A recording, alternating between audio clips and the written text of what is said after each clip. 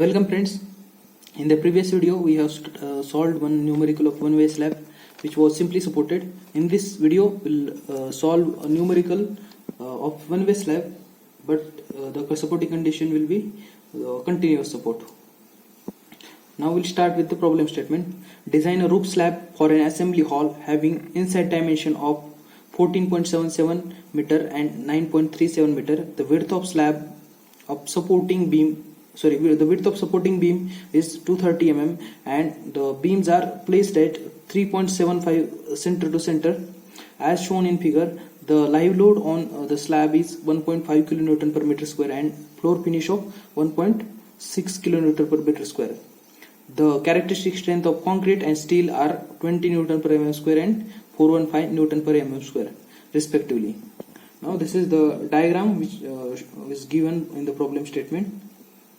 So we can see 4 panels, 1, 2, 3, 4. Now this is end panel, and the panel with similar condition is this one. So if you design this panel and you use the steel or depth or any design parameter for this, then it will be okay, because these two panels are having similar condition and these two panels are in similar condition. So only 2 panels can be designed, and the similar values which are obtained for these two will be used for this. Values of this can be used for this and values of this can be used for this, because they are in identical condition. This sign is used for representing one-way slab. We'll check that whether it is one-way or two-way, but I am telling for your reference this is used for one-way slab. So this center to center span will be 9600. We have given 9370. It is internal distance, or this internal face to face distance, this to this. I have added width of support, half width of this support and half width of this support. So we'll get 9600 here. So we'll start with the steps now. The first step is to check whether it is one-way or two-way slab. Okay, so we'll check the Ly by Lx ratio then. So if we check the Ly by Lx ratio, we can see that 9600 upon 3750, it will be surely greater than 2. So that's why we can design this slab, or we have to design this slab one way as one-way slab. Okay, and this slab is running over the supports continuously, so that's why we have to design it as one-way continuous slab. Okay, now the second step is calculation of trial depth. For that we need the span, effective span. So we'll take effective span as center to center distance between support, okay, which is given directly 3750. So basic L by D ratios are given on page number 37 of IS 456. So you can check there that for continuous slab the L by D ratio is 26 into some modification factor. So L is known to us, 26 is given in IS code, and modification factor can be taken between 1.2 to 1.5. So that's why we are calculating depth here. So depth will be equal to L by 26 into modification factor. Remember this modification factor can be taken between 1.2 to 1.5. In the previous problem we had taken it 1.5. In this problem we will take 1.45. Now I have already told you that if you take the modification factor near to 1.5, then you will get economical design, because the slab depth, trial depth will be reduced. So you will have, the only thing is that you should check all the checks which are required for slab. Okay, so when you calculate this you will get 19.55. okay, now this is 19.5. so I'll suggest to provide the effective depth of 100 millimeter. So consider overall depth as 120. so that's why that cover will be 20 mm effective cover. Okay, and now third step is calculation of span. We know that span is either of this center to center distance between support or clear span plus effective depth. It is either of these two. So more precisely, this is the effective span is lesser value between these two. Okay, so we have to take the clear span plus depth, which is 100, so it will be 3620, and center to center span is 3750. But in some cases, if you want to design conservatively, you can use this value, but you have to mention this. For conservative design, we assume effective span equal to center distance between support. What if you have designed with this span?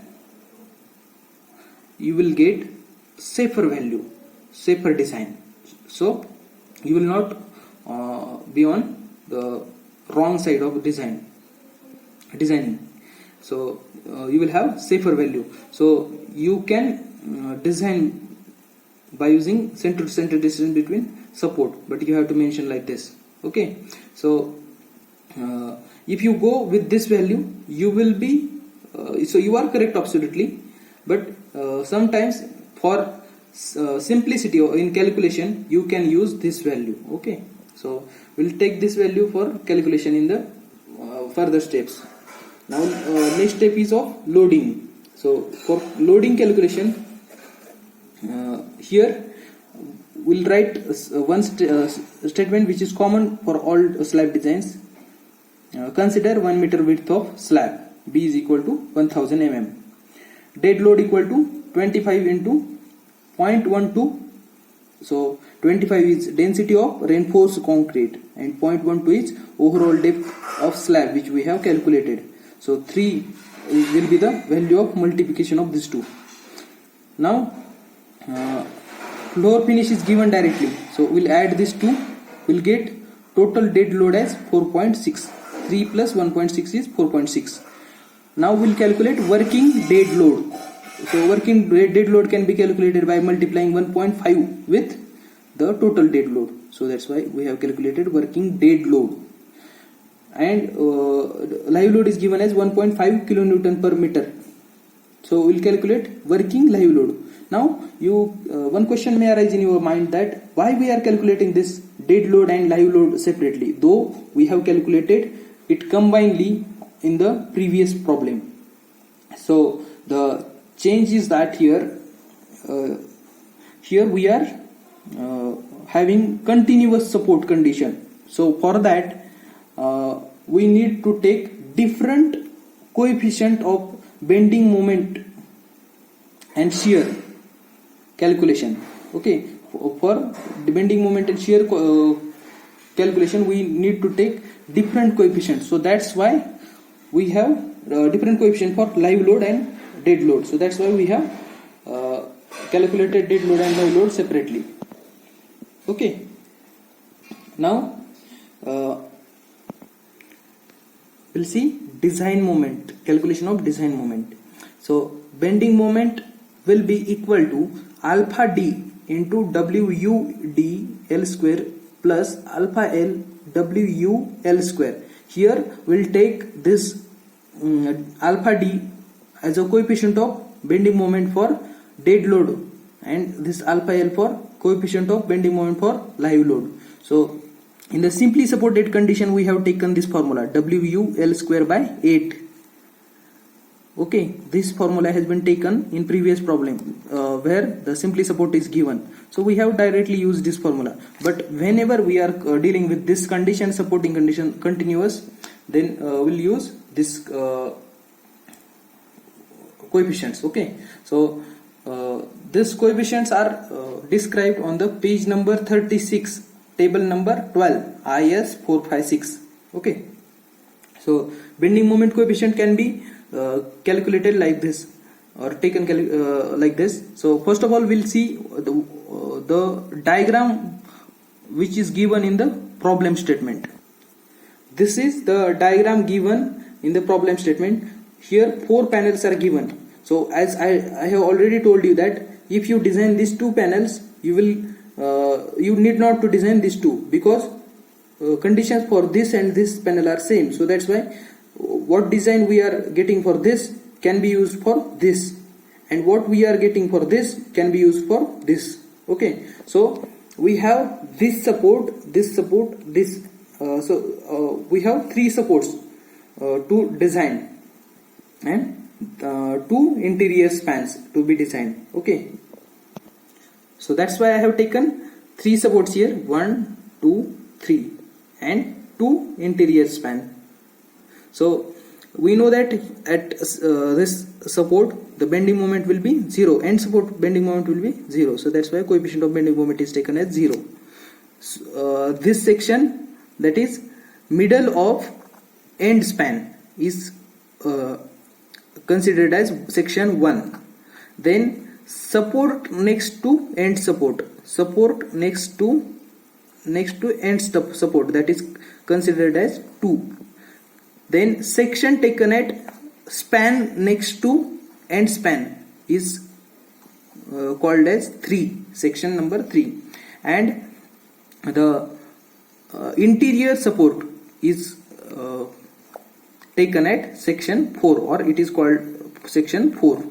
So you can see in the table number 12 IS 456 page number 36 that the bending moment at middle of end span is bending moment coefficient is 1/12 for dead load and 1/10 for live load, whereas the support next to end support means bending moment coefficient at support next to end support, the value of bending moment coefficient for dead load is -1/10, and for live load -1/9.